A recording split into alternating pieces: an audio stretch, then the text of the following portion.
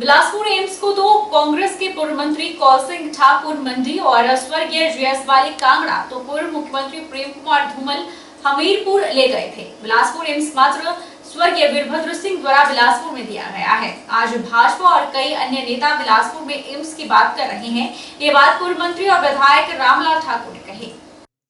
पूर्व मंत्री रामलाल ठाकुर ने कहा कि देश के प्रधानमंत्री बिलासपुर में आकर सिर्फ देवी देवताओं को प्रणाम कर वापस निकल गए। उन्होंने तंज कसते हुए कहा कि अगर हिमाचल के देवी देवताओं को प्रणाम करना ही था तो दिल्ली से ही कर देते।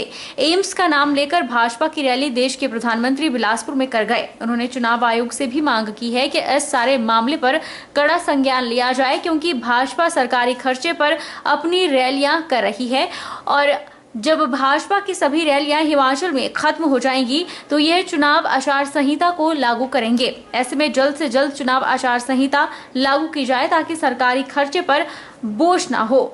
उन्होंने जिला प्रशासन पर सवालिया निशान लगाते हुए कहा कि जिस दिन प्रधानमंत्री बिलासपुर एम्स का शुभारंभ करने आ रहे थे उस दिन ही सुबह उन्हें निमंत्रण दिया गया था।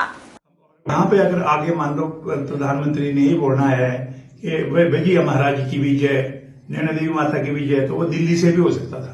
तो ये करोड़ों रुपए खर्च करने के पब्लिसिटी के माध्यम से मैं कहूंगा ये जो पब्लिसिटी हुई है पब्लिक रिलेशन डिपार्टमेंट के थ्रू, कुछ नहीं तो 2-2.5 करोड़ रुपए जो है वो पूरे हिमाचल प्रदेश में इसी के ऊपर लगाया गया। ये मैं कहूंगा चूना नहीं तो और क्या है। सरकार कर्जा ले रही है, सरकार खर्चा चलाने के लिए डबल इंजन की सरकार फेल हुई है और उसका उदाहरण है प्रधानमंत्री यहाँ पे आए तो और बोझ हिमाचल प्रदेश को पड़ा। लोग ये बोल रहे हैं कि सरकारी खर्चे के ऊपर ये रैलियां हो रही है और इलेक्शन कोड तब लगेगा जब प्रधानमंत्री की और मुख्यमंत्री की जो प्रपोज रैलीज हैं वो खत्म हो जाएगी, उसके बाद कोड लगेगा। मैं कहूंगा सरासर इसमें चीफ इलेक्शन कमीशन को तुरंत एक्शन लेना चाहिए कि ये सरकारी खर्चे पे किस प्रकार से चुनाव को प्रभावित करने के लिए कदम उठाए जा रहे हैं। युवा कांग्रेस ने बिलासपुर जिला मुख्यालय पर सैकड़ों कार्यकर्ताओं के साथ धरना प्रदर्शन किया। पिछले लंबे समय से बिलासपुर के क्षेत्रीय अस्पताल में रिक्त चल रहे MD मेडिसिन और रेडियोलॉजिस्ट के पद को भरने की मांग को लेकर युवा कांग्रेस ने कॉलेज चौक से उपायुक्त कार्यालय तक विरोध रैली निकाली, जिसमें प्रदेश सरकार और जिला प्रशासन के खिलाफ जमकर नारेबाजी की। जिला प्रशासन के आश्वासन के ऊपर हमने जो अपनी श्रमिक भूख हड़ताल थी वो समाप्त की थी। इन्होंने हमें आश्वस्त किया था कि एक सप्ताह के अंदर क्षेत्रीय अस्पताल बिलासपुर के अंदर जो पिछले 2 वर्षों से रिक्त पड़ा हुआ MD मेडिसिन का पद है उसे भरेंगे। साथ के साथ जो रेडियोलॉजिस्ट की जो नियुक्ति है जो काफी समय से क्षेत्रीय अस्पताल में नहीं हुई है उसको भी वो वहां पर वो किसी डॉक्टर की नियुक्ति करेंगे। और देखिए इनके सिर्फ वायदे ही रह गए। में देश के प्रधानमंत्री आदरणीय नरेंद्र मोदी जी का बिलासपुर का दौरा था।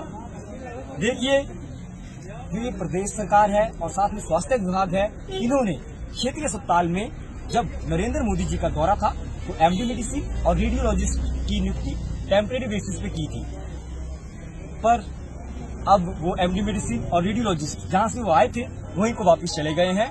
तो इससे साफ दिखता है कि ये भारतीय जनता पार्टी की जो सरकार है वो बिलासपुर के लोगों के हितों के बारे में कितना सोचती है। पुरानी पेंशन की बहाली को लेकर मंडी के सेरी चांदनी में कर्मचारियों का क्रमिक अनशन 37वें दिन में प्रवेश कर गया है। कर्मचारियों को प्रधानमंत्री नरेंद्र मोदी से OPS बहाली की आस थी, लेकिन अब वो भी टूट चुकी है। कर्मचारियों का कहना है कि जो भी पुरानी पेंशन बहाल करेगा उसको ही वोट दिया जाएगा। पुरानी पेंशन की बहाली को लेकर मंडी के सेरी चांदनी में कर्मचारियों का क्रमिक अनशन 37वें दिन में प्रवेश कर गया है। कर्मचारी लगातार क्रमिक अनशन पर बैठकर एक ही मांग कर रहे हैं। नई पेंशन स्कीम कर्मचारी महासंघ मंडी के जिलाध्यक्ष लेखराज ने कहा कि प्रदेश सरकार फैसला कर ले कि क्या वे खुद पेंशन बहाल करेगी या उनसे पेंशन बहाल करवाएंगे। उन्होंने कहा कि आज हिमाचल प्रदेश में कर्मचारियों का हाल बेहाल है। पेंशन के नाम पर उन्हें नाममात्र पेंशन मिल रही है। वे प्रदेश सरकार से लगातार OPS बहाली की मांग कर रहे हैं, लेकिन सरकार कोई फैसला नहीं ले रही। और अगर पार्टी के नुमाइंदे उनके घर वोट मांगने पहुंचेंगे तो वहां पर NPS भारत छोड़ो वोट फॉर OPS की तख्ती लगी रहेगी और वे नेता सोच समझकर ही वोट मांगे। लेखराज ने कहा कि कर्मचारी का वोट उन्हें ही मिलेगा जो पुरानी पेंशन बहाल करके देंगे।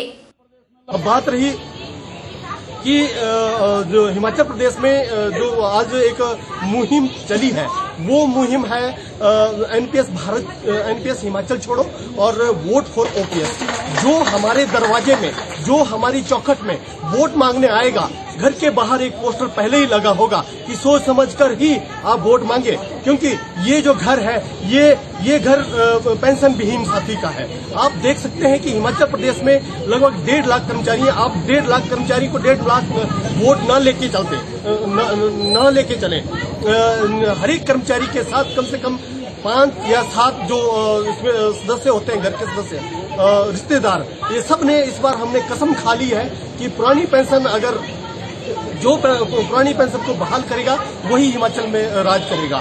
अब मैं तो रिक्वेस्ट करना चाहूंगा माननीय मुख्यमंत्री महोदय से कि जल्द से जल्द हिमाचल प्रदेश में पुरानी पेंशन को बहाल करें। हम भी चाहते हैं कि मंडी का मुख्यमंत्री मंडी का ही मुख्यमंत्री रहे। अखिल भारतीय विद्यार्थी परिषद का 43वां प्रांत अधिवेशन सोलन में आयोजित हुआ, जिसमें प्रदेश के विभिन्न प्रांतों, विभिन्न कॉलेजों से 609 छात्रों ने भाग लिया। इस अधिवेशन में पारित किए गए प्रदेश का शैक्षणिक वर्तमान परिदृश्य और पर्यावरण को लेकर आने वाले दिनों में एबीवीपी आंदोलन करेगा। अखिल भारतीय विद्यार्थी परिषद जिला मंडी के प्रांत सहमंत्री अभिषेक ने बताया कि एबीवीपी का 43वां प्रांत अधिवेशन 2, 3 और 4 अक्टूबर को सोलन में हुआ। इस अधिवेशन में 2022-23 के लिए प्रदेश अध्यक्ष और प्रदेश मंत्री चुने गए, जिसमें डॉक्टर सुनील ठाकुर को दोबारा एक बार प्रदेश अध्यक्ष और आकाश नेगी को प्रदेश मंत्री चुना गया। इस अधिवेशन में पूरे हिमाचल प्रदेश के विभिन्न शिक्षण संस्थानों से 609 प्रतिनिधियों ने भाग लिया। उन्होंने कहा कि अधिवेशन में परिषद की कार्यकारिणी का गठन भी हुआ, साथ ही 2 प्रस्ताव भी पारित किए गए। पारित किए गए प्रस्ताव में प्रदेश का शैक्षणिक वर्तमान परिदृश्य और पर्यावरण को लेकर विभिन्न मुद्दों पर चर्चा हुई और फैसला लिया गया कि आने वाले दिनों में एबीवीपी इन प्रस्तावों पर आंदोलन करेगा। अभी अखिल भारतीय विद्यार्थी परिषद का प्रांत अधिवेशन 43वां प्रांत अधिवेशन मां शूलिनी की धरती सोलन में संपन्न हुआ, जो 2, 3 व 4 अक्टूबर को रहा। इसमें विद्यार्थी परिषद के अधिवेशन में नवनिर्वाचित अध्यक्ष व मंत्री का चुनाव किया गया, जिसमें नवनिर्वाचित अध्यक्ष डॉक्टर सुनील जी को व प्रांत मंत्री आकाश नेगी जी को किया गया। अपने इस प्रांत अधिवेशन में मुख्य अतिथि के रूप में राज्यसभा सांसद डॉक्टर राकेश सिन्हा जी रहे व विशिष्ट अतिथि के रूप में अपने राष्ट्रीय सह संगठन मंत्री प्रफुल्ला कांत जी रहे। विद्यार्थी परिषद ने अपने इस अधिवेशन में 2 प्रस्तावों को पारित किया। प्रस्ताव क्रमांक 1 में प्रदेश का शैक्षणिक वर्तमान परिदृश्य और प्रस्ताव क्रमांक 2 में जो अपना पर्यावरण को लेकर था। इन 2 प्रस्तावों में विद्यार्थी परिषद ने विभिन्न अनेकों मुद्दों के ऊपर चर्चा की और आने वाले दिनों में किस तरह से इन प्रस्तावों में जो विभिन्न मुद्दे छात्रों द्वारा दिए हैं उसके ऊपर विद्यार्थी परिषद आगामी दिनों में आंदोलन करेगा। आगामी विधानसभा चुनाव को देखते हुए निर्वाचन आयोग के सौजन्य से देर शाम नाहन के चौगान मैदान में स्वीप गतिविधियों के तहत एक सांस्कृतिक कार्यक्रम का आयोजन हुआ। मशहूर लोक गायक एवं जिला में स्वीप गतिविधियों के आइकॉन दिलीप सिरमौरी ने अपनी शानदार प्रस्तुति दी। कार्यक्रम में उपायुक्त सिरमौर रामकुमार गौतम ने बतौर मुख्य अतिथि शिरकत की। जिला निर्वाचन अधिकारी एवं डीसी सिरमौर रामकुमार गौतम ने विधानसभा चुनाव के दृष्टिगत स्वीप कार्यक्रम के अंतर्गत चुनाव आयोग के निर्देशों पर अधिक से अधिक मतदान को लेकर विभिन्न जागरूकता कार्यक्रम आयोजित किए जा रहे हैं। उन्होंने बताया कि प्रसिद्ध गायक दिलीप सिरमौरी को जिला सिरमौर का आइकॉन बनाया गया है। सिरमौरी युवाओं में अत्यंत लोकप्रिय है और स्वीप गतिविधियों में उनका बहुत ही शानदार सहयोग मिल रहा है। उन्होंने कहा कि स्वीप गतिविधियों को सांस्कृतिक कार्यक्रमों के माध्यम से प्रदर्शित करने का उद्देश्य 18 वर्ष की आयु पूर्ण करने वाले सभी युवाओं को मतदान के प्रति जागरूक करना और सिरमौर जिला में मतदान प्रतिशतता को बढ़ाना भी है।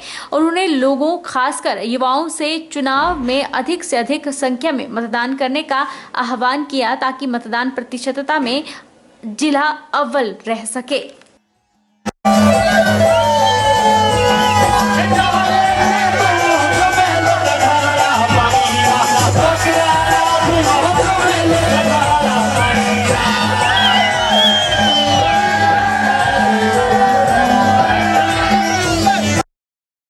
जैसा कि हम सभी जानते हैं कि विधानसभा इलेक्शन जो है 2022 हिमाचल के जो है अभी आने वाले हैं और भारत निर्वाचन आयोग की तरफ से और हमारे जो मुख्य निर्वाचन अधिकारी हैं उनकी तरफ से प्रयास है कि कोई भी व्यक्ति जो भी 18 वर्ष की आयु जो है वो 1 अक्टूबर 2022 को पूर्ण कर रहा है, ऐसे सारे लोग जो हैं वो मतदाता सूची में उनका नाम रजिस्टर होना चाहिए।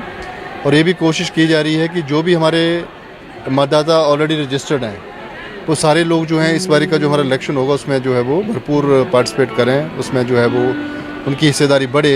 उसी कड़ी में जो है आज जिला प्रशासन की तरफ से एक कार्यक्रम जो यहाँ किया जा रहा है और हर जगह, हर जिला के हर कॉर्नर में जो है, हर स्कूल में, कॉलेज में इस तरीके के कार्यक्रम किए जा रहे हैं।